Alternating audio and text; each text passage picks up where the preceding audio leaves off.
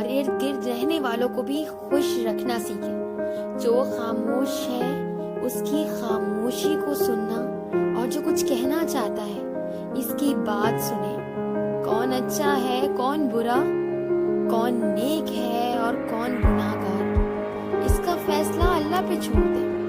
हम सब इंसान हैं। अगर आप कोई गलती करते हैं तो ऐसा नहीं कि मैं इन गलतियों से पाक हूँ, मैं भी गलती करती हूँ, मुझसे भी गलती हो सकती है क्योंकि मैं भी एक इंसान हूँ।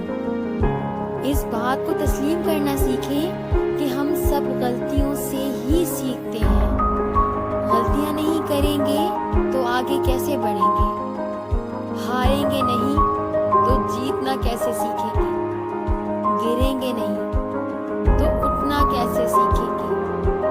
सब कुछ जिंदगी का हिस्सा है।